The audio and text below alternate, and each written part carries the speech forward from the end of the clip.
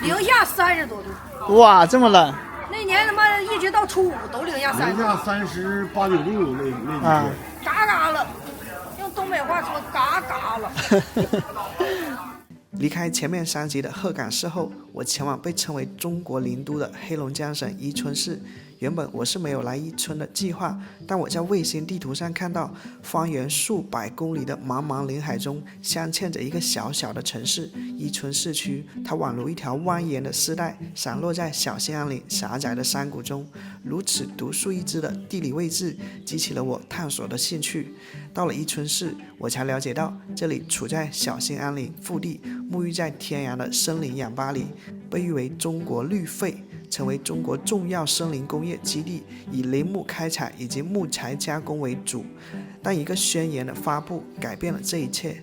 从地图可以看到，伊春市毗邻俄罗斯，在海外，伊春充满神秘感，被誉为未被探索的西伯利亚边境地带。又因这里是中国主要的野生东北虎栖息地，被誉为东北虎故乡。同时，伊春还是中国最美的雪景地之一。我亲眼目睹了这座城市一夜白了头。话不多说，和我走进这座美丽的边城吧。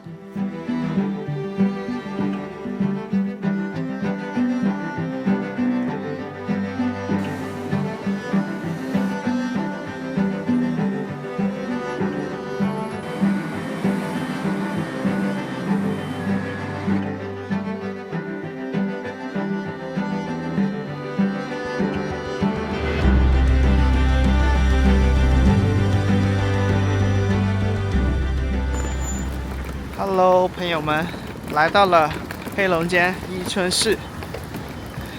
这个城市还不错啊。看看在伊春住的房间，一个标间，用的公共卫生间。这边这个供热的质量很好啊，进来就感觉有点热。这里的温度感觉有24、5度吧，外面的话0度。这个房间网上订的话是44块钱，特别实惠。44块钱，它是有一次性的鞋子的。这地面也挺干净的，是那种木质的地板。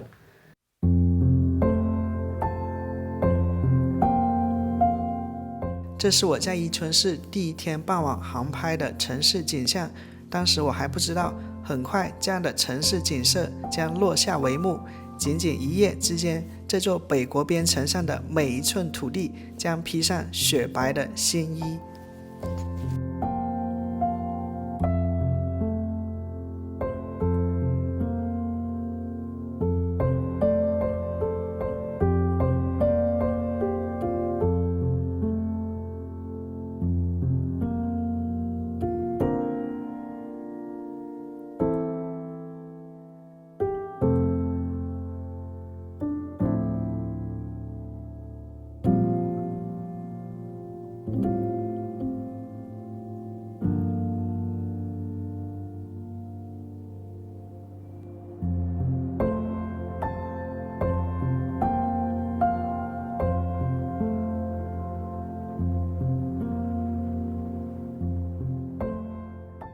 今天是我来到伊春市的第3天啊。昨天我没拍视频，然后昨天晚上我看天气预报说今天早上是晴天，所以当我刚才打开窗帘的时候，看到窗外一片白雪茫茫，哇，我惊喜的都快要呐喊一声了。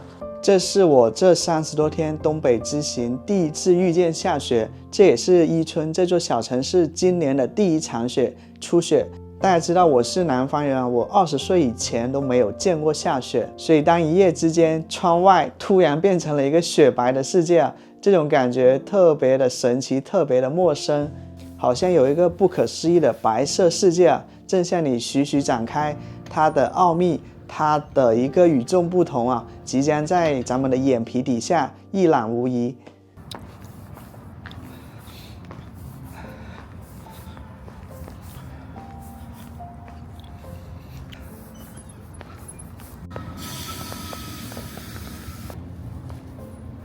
这种感觉还挺奇妙的。就昨天伊春市还是一个一般的世界啊，一夜之间就全部世间万物都被白雪覆盖的感觉。坦白说，我没有觉得很冷啊，甚至都没有不下雪的时候那么冷。也就是说，一白遮万丑嘛，就一下子变得特别唯美的一个北国边城啊。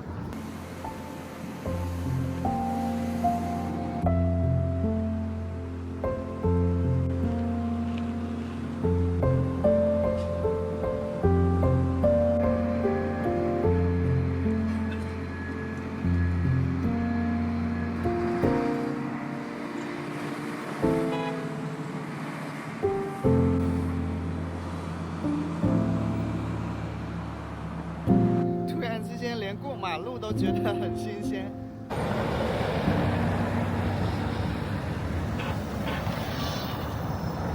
一些居民拿着这个是雪铲嘛，这是我在东北遇见的第一场雪啊，所以它带给我那种新鲜感，可能是后面无数场雪都难以企及的，所以好好珍惜眼前这一片美丽的白色的幻境吧。我是住在伊春博物馆附近的，而这一条河呢，已经部分的结冰了，这是伊春河的一个支流。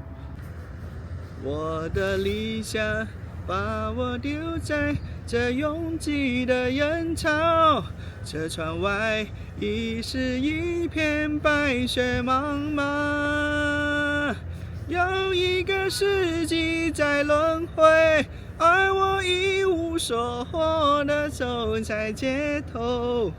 哇，我在外面飞了5分钟无人机，就我刚才不是说不冷吗？但是我打脸了，我感觉我这个手都要冻僵了。但是呢，我是比较开心的，因为我发现我会情不自禁的这个哼起了歌曲啊。车窗外已是一片白雪茫茫，有一个世纪在轮回，而我一无所获的走在街上。一些阿姨阿叔们带着不知道是练功的一些家伙就来到这里了。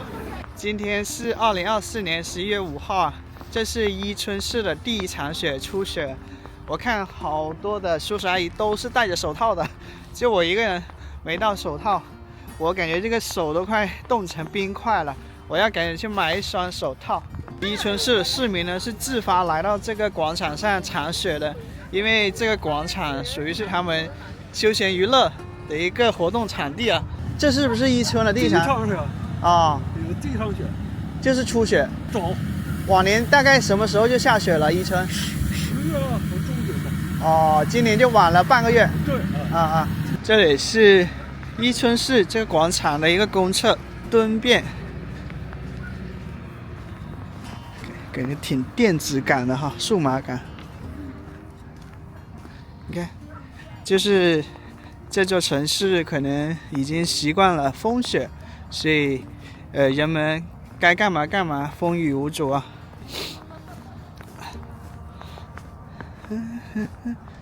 四季在轮回，我感觉我是穿的少了。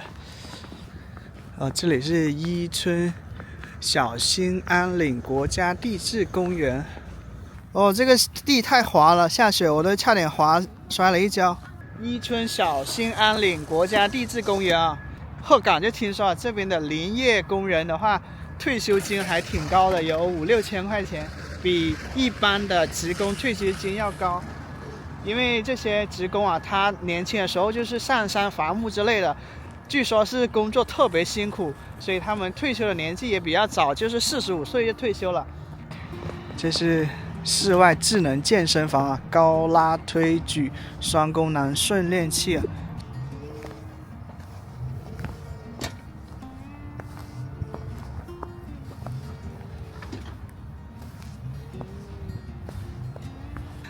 这一坐下去，我这屁股全湿了。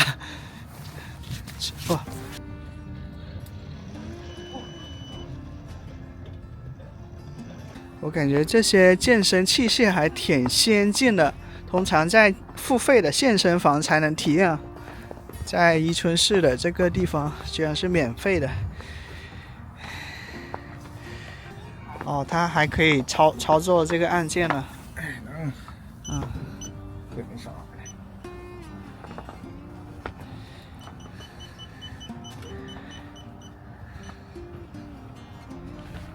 受不了了，我赶紧要买手套了，因为我这个手一直露在外面的拍摄嘛。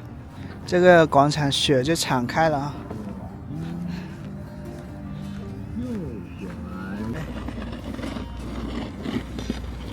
啊，你是哪儿的？广西的。啊！干啥东西啊？来这里旅游。啊？旅游。现在旅游的少了，现在。啊。他那个啥，天冷了。3000多，3000。不是，3天外面那累。你看这个汗，你说3天不得那累呀？我们在外面整，不是还3天。不喜欢下雪。这多那累呀？你说。多累啊，是吧？那可不，那这一大。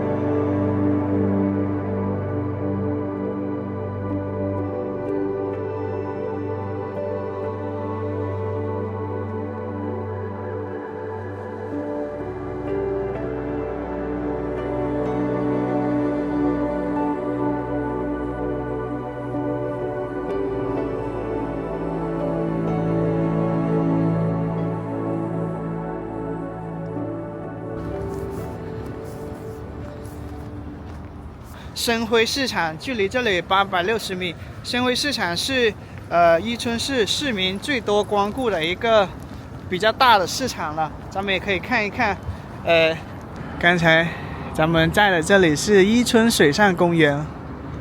这里如果天气好会有音乐喷泉啊，音乐广场。第一次看到这种车啊，是清除道路上的积雪的。这个不仅车开得慢，人也要走得很慢，因为这路很滑啊。你看有3、4台这个扫雪的车辆在作业。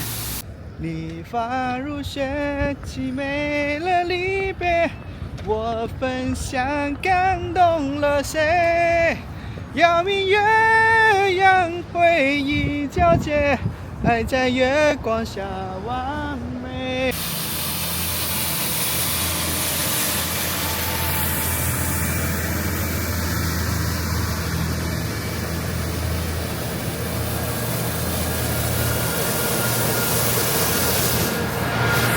这雪好像越下越大了。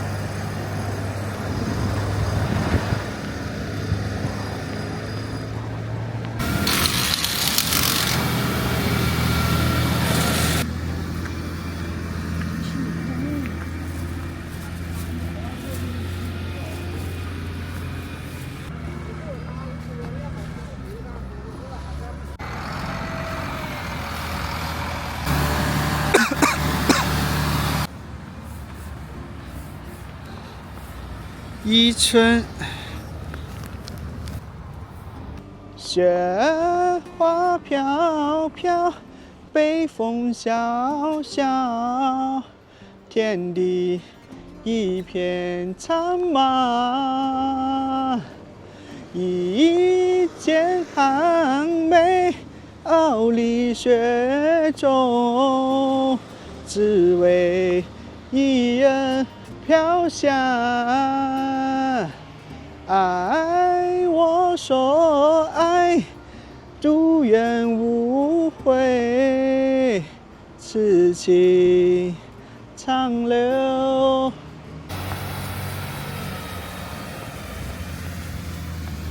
我第一次看到这样的景象啊！你看这个鱼塘里面结冰了，你像这个的话，鱼要么不游动了，要么有一些是被冰死了。看这里的话是，里面是一些鲶鱼吧，还是？这就来到了伊春河边上的生辉市场啊。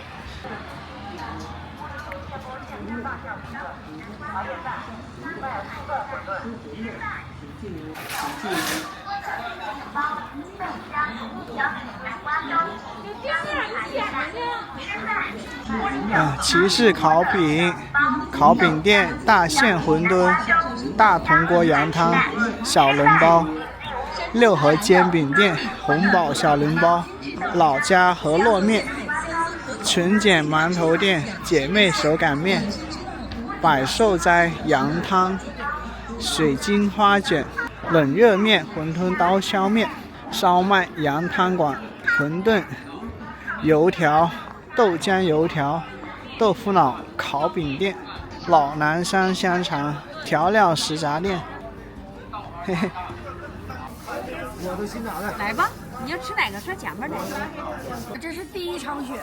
哦，这是我来的刚是时候。对，这是我们2024年的第一场雪，你就赶上了。哦，那挺幸运的。啊，那么要不你南方人，你想看雪，你有时候来没下，你这不白来了？你赶紧来。一般第一场雪有什么特点呢？它是下的比较大，还是下的大？这个小，往年大，往年大一下这么厚。就第一场雪。对，今年这雪就少。你们喜欢下雪吗？咱们喜欢的北方人，下雪多好啊，全是白的。下雪干净，下雪吧病毒感染挺多。我们一般情况下不愿意，就是说不下雪，冬天不下雪，感冒率多。所以还是喜欢下雪。对，但你要老下雪也不行，老下雪你包雪的挺闹，老铲雪，各单位都包雪的，你都不怕下雪。那对你们生意有影响吗？下雪？没影响呢，下雪人家怕滑，岁数大都不来了，怕摔坏了。啊。下雪路滑。我看您这个已经。您哪儿的？我广西的。广西，哎呀，广西现在啥温度啊？我们那边还穿短袖呢，27、8度。给我来个油炸糕吧。来油炸糕不？再来一个鸡蛋。对，这个多少钱？1块5麻球。啊。油炸糕是1块。这个是1块钱一个，这1块5一个。你们过春节啥温度？过春节的话4、5度吧。太暖和了。你们那里太暖和了。我们过春节时候，你知道高峰多少度？零下30多度。哇，这么冷！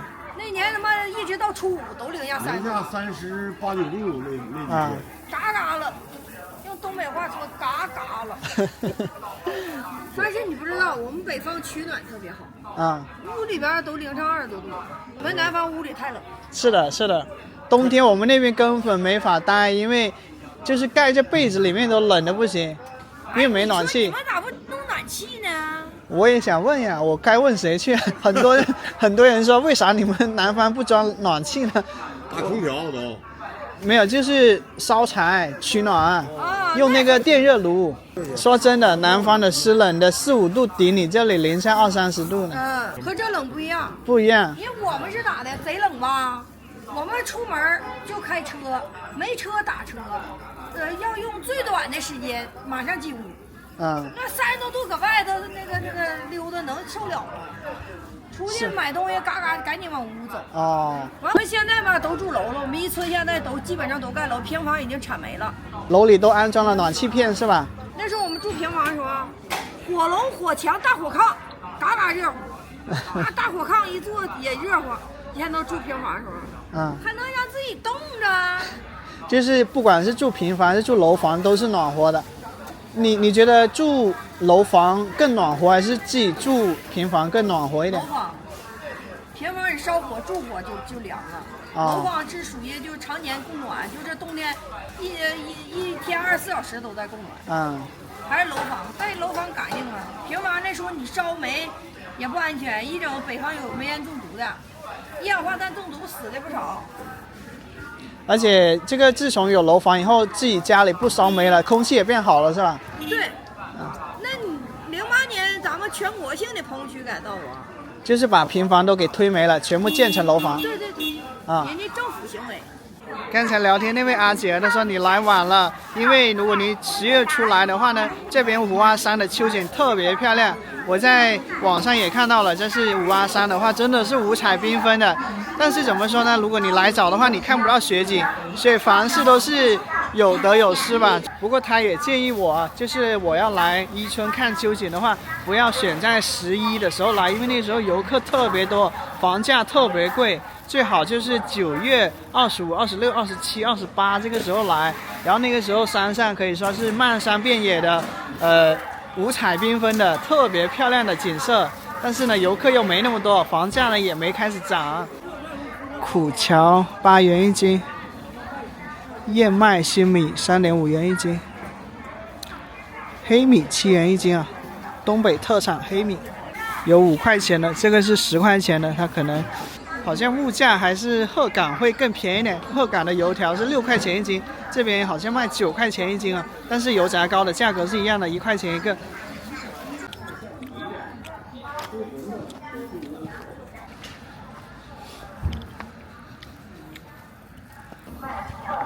对呀，北方冰天扫雪。好不好啊？下雪好吗？不好啊。咋不好了？我们北方是常年有雪啊。广西的。广西的。啊。伊春1年4季变化特别快。啊。春夏秋冬，你看这个秋天，五华山，夏天前儿上这来避暑来，到冬天马上就看雪，是吧？四季分明。对，四季分明。啊。哇塞。太冷了。哎呦，它一冷它就变得很硬，容易断。对。这边冬天特别长啊。对，冬天特别漫长，但是我们这边冬天也好，屋里暖和，是吧？嗯。屋里暖和。它供热也是从10月中旬到来年5月1号左右哈。供暖呐？差不多，10月1左右差不多就供暖了。从10月1一直到来年5月。对，5一前后吧。所以冬天在伊春有半年左右哈。对呀，这都在雪里。这个是这个玛瑙。好，谢谢。我先在河边走一走，有空再来。好，那你去。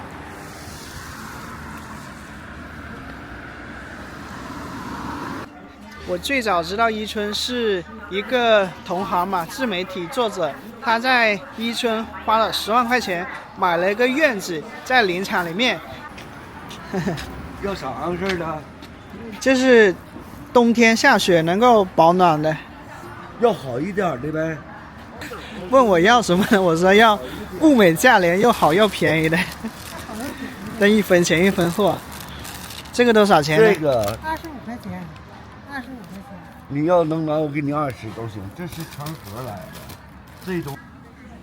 你冷不冷？冷了穿个棉裤。棉裤。这个棉裤怎么卖呢？这个35块钱。这才35，我跟你说，你穿上点，你省得冷凉。你穿上点，你要不你这不行，这不行，你这不行。我们穿大没那么大，我们穿棉裤呢。我都穿棉裤了。你要不然冻坏了，冻感冒了。你听我的孩子。这个75啊，这看着好精细的一个做工啊。实话。你怕我冻着了。现在舒服多了。没买。咱们到伊春河边走一走啊。伊春这2个字很好听啊。伊春河呢也是一个很美的名字啊。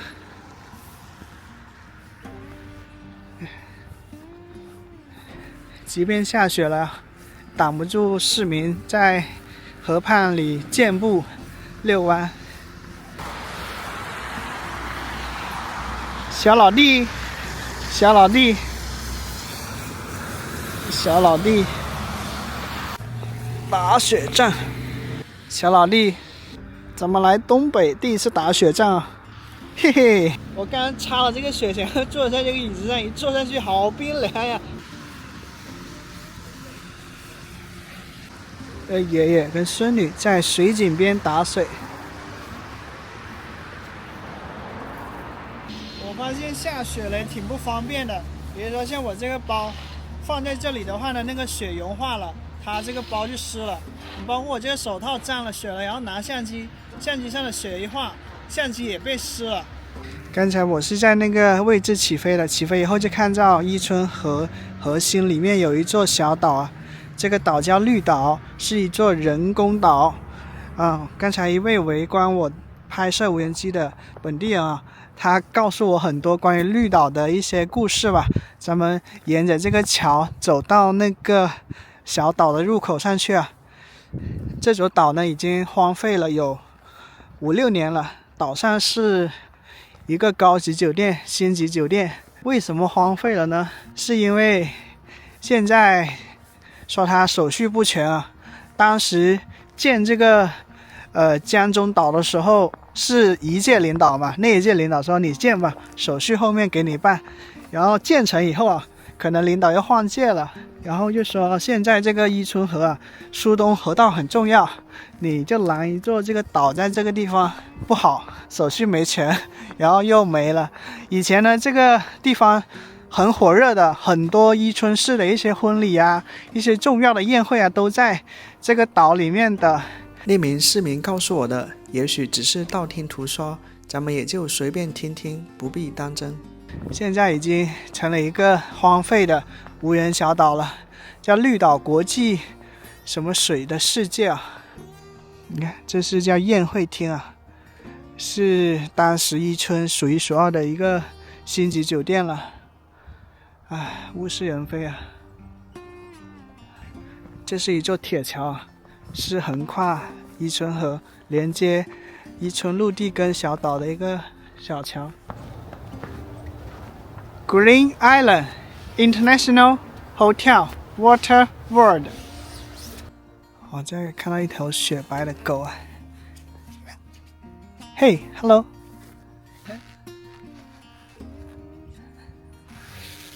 咱们看到伊春河呢被这一座人工岛给一分为二了，然后变成了更窄的一个河道。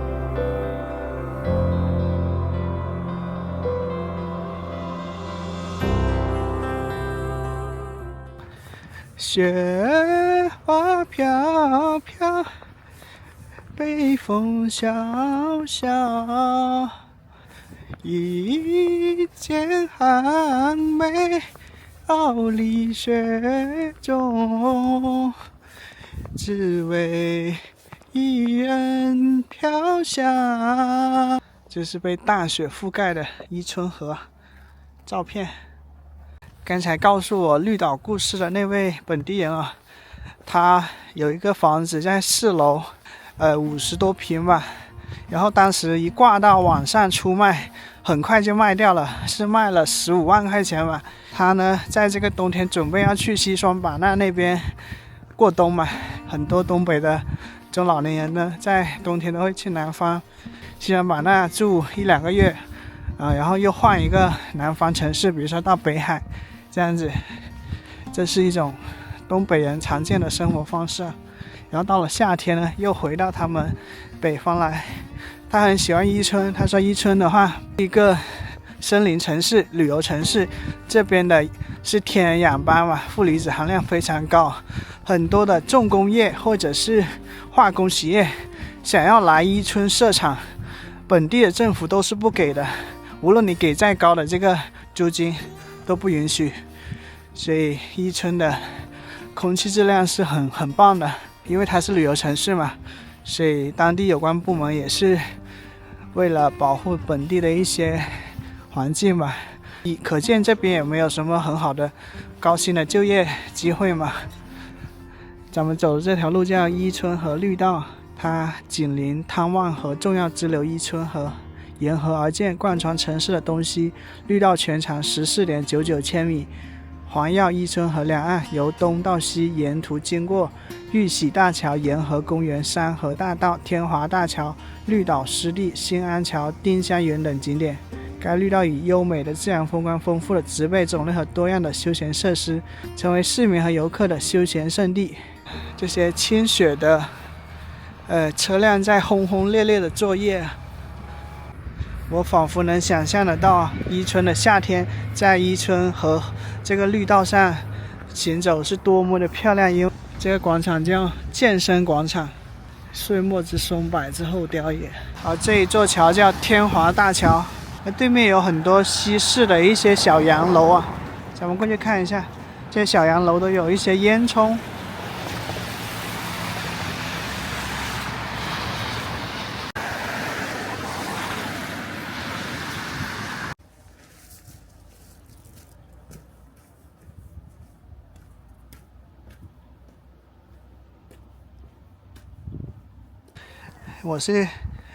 我是从伊春绿道的那一边，然后走到它的对岸的，就是好像是养老院吧。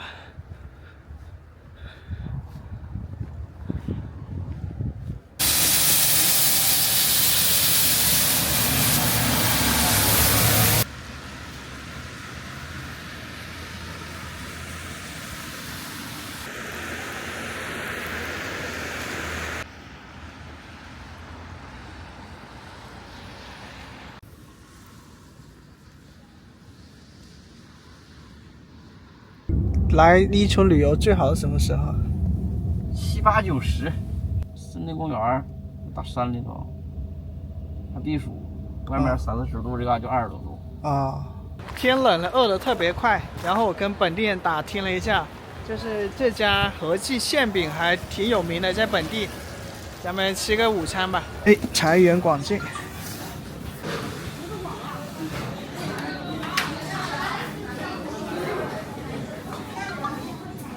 就是这个味儿我在牡丹家吃过呢，这家是连锁店呀。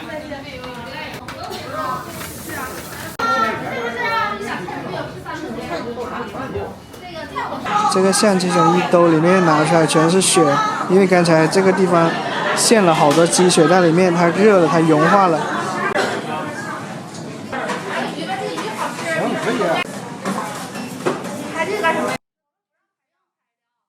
果仁菠菜半份7元，口水鸡1份11元，米饭2元，猪肉馅饼3.5元。这里还有盒饭套餐，1荤3素13元，2荤2素15元。这是凉菜。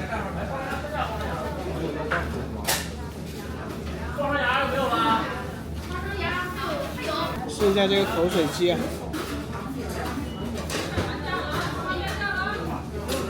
这两个菜味道都不错，这口水鸡的话，就是有一点点辣椒油，是一点点酸甜口味的，酸甜咸口味。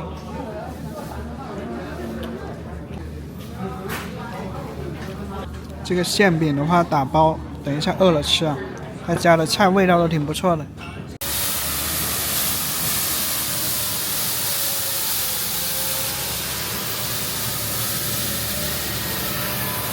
我是今天早上大概7点半左右出门的，那时候就一直下雪了，下到大概11点的时候吧，这个雪就停了哈。然后因为太阳出来了一点点，然后蓝天也出来了，所以伊春的第一场初雪啊，就是昙花一现。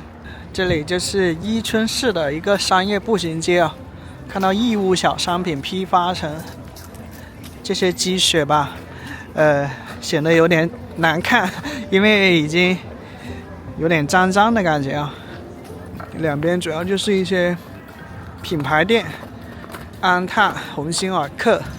在东北的这一个月啊，我经常有一种感觉，就是需要争分夺秒的去拍摄，因为秋冬季节的东北啊，它的白昼的时间相对比较短，它黑夜比较长一点。你像现在的伊春市啊，它4点20分左右就天快黑了，然后5点钟的时候天就完全黑了。晚上拍摄的话，很多东西看不见，所以我就比较珍惜它白天的时间。伊春市呢，也是一个边境城市啊，它跟俄罗斯接壤，但是只限于它下属的嘉阴县啊。然后因为伊春市跟俄罗斯是没有陆地口岸的，所以这边我没有见到俄国人。这些商铺的一个招牌呢，也是只有汉字没有俄语的，跟绥芬河啊、跟珲春啊都是不一样的，都是一些耳熟能详的品牌啊，李宁、安踏、乔丹、海澜之家、乙醇。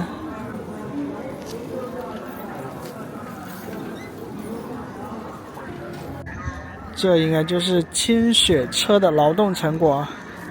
下雪了，这些卖雪场的商铺迎来第一单生意啊！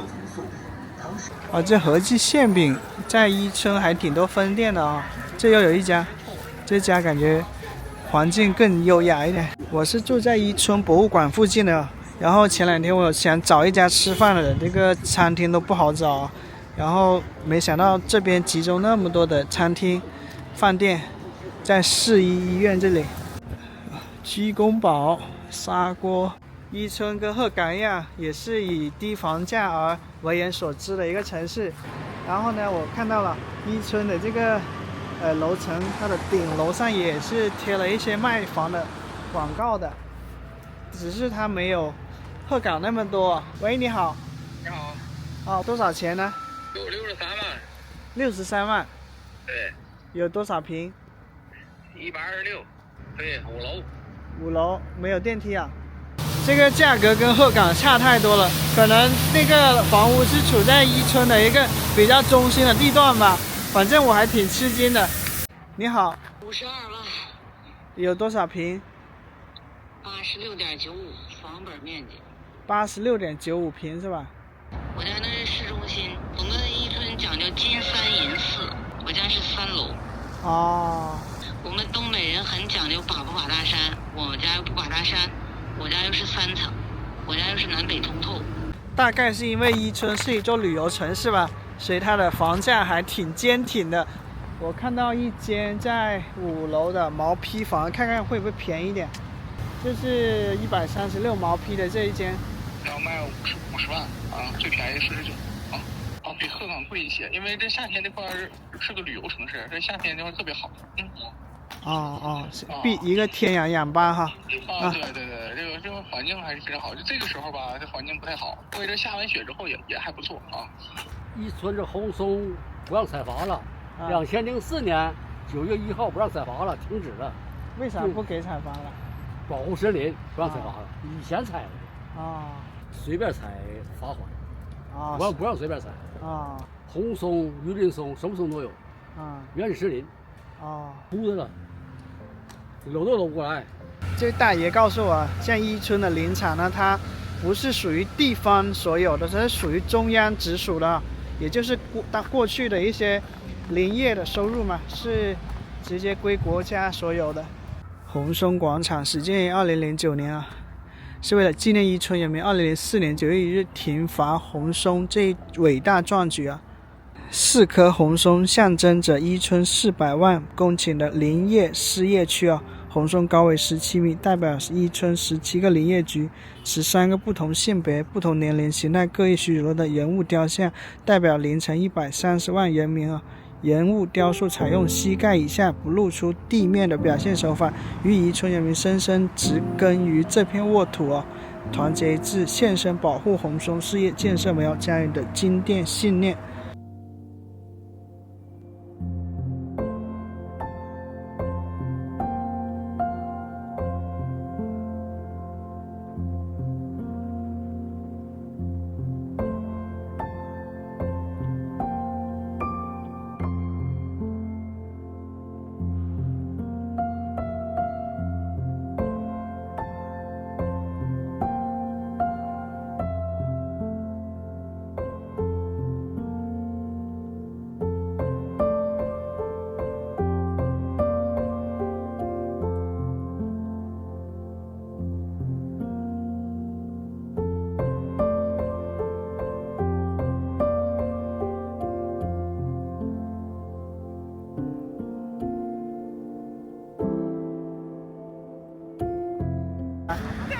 嗯。非常雪。下雪好不好？你们喜欢下雪吗？下雪好。那你们的工作量就增多了呀。平时你们不用扫这些雪。哎呀，得下呀，冬天得有雪呀。今天晚霞不错呀。其实现在才下午的3点钟不到。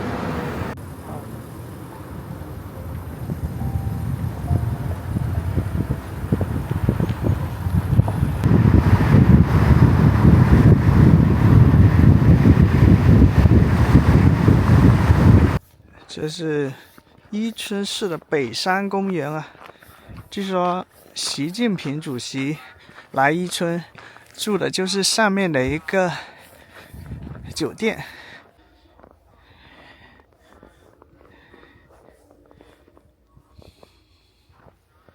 伊美区新安岭植物园啊，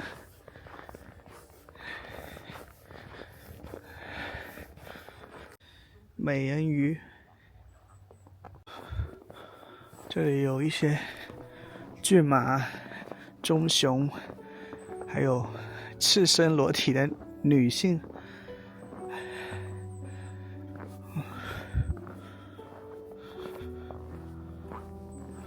森林生态保护伊春宣言啊！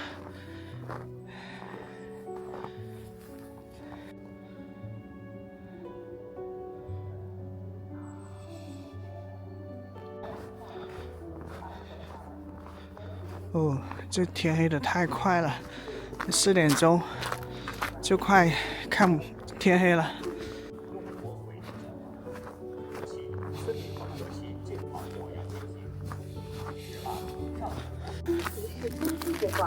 到处在播报森林防火的一些通报。如果喜欢大自然、喜欢森林，来伊春，无论春夏秋冬啊，都是一个不错的游览地啊。这里最不缺就是这种森林资源，而且是稀有的、珍贵的森林资源。这里处在小兴安岭的南端，小兴安岭抗日斗争4个100展览。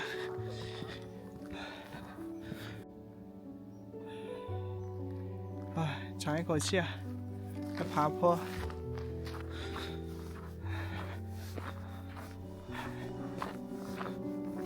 感觉这个北山公园好像只有我一个游客哎。我等一下下山就天黑了呀。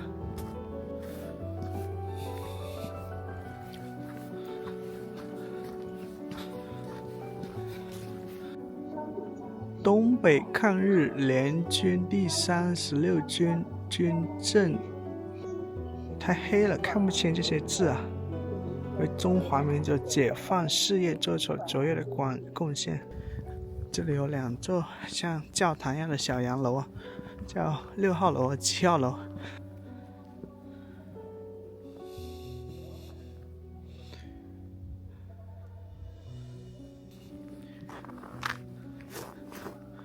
我踩在这个草上，草上积雪，这是草坪，草坪上有一些雪花。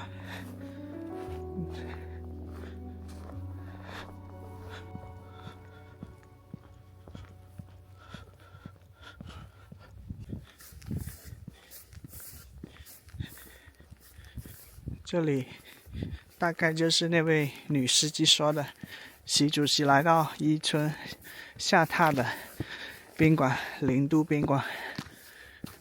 航拍的也能看到了。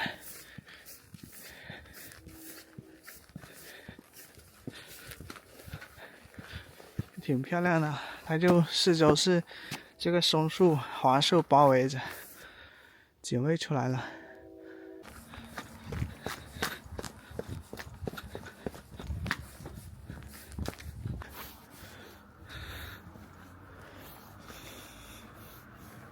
天籁主雕以小兴安岭茫茫森林为依托，这个雪都擦不掉了。然后神话人物为指引，表现出大森林里钟鸣人语，恐龙破壳，松涛流水，这个感觉还挺好啊。这里光线不错啊，这一头点亮的小鹿啊，晶莹剔透的，冰清玉洁的感觉。这一幅群雕被灯光打亮了。哦，去吃饭了。今天那个司机说，我们伊春人这个时候已经进入到了猫春、猫冬的一个时节了，进入冬眠了，不出门，不爱出门。4点49啊，完全天黑了。来到了伊春市的市中心了吧？咱们来看一下。我第3次路过这里了，这里有一个华城超市啊，一个大的商业楼啊，健身的、游戏的，然后肯德基，这是一个十字路口啊，然后对面是周大生珠宝、钻石城之类的啊，然后前面就是我要去的地方，叫和记馅饼所在地啊，对面有一些这个皮草的交易啊，叫伊春百货大楼啊，这里是一些品牌服装啊，一些这种百货大楼。以上就是本期视频的全部内容，很高兴你能看到这里。如果你觉得拍得不错，不要忘了帮我点赞、订阅我的频道哦，这对我是很大的帮助。下期影片咱们深入到伊春市的农村里面，咱们去实地看房，看看那里的村民是如何过冬的，以及生活在伊春市的农村是怎样的一种体验呢？感谢收看，我是阿树，我们下期见。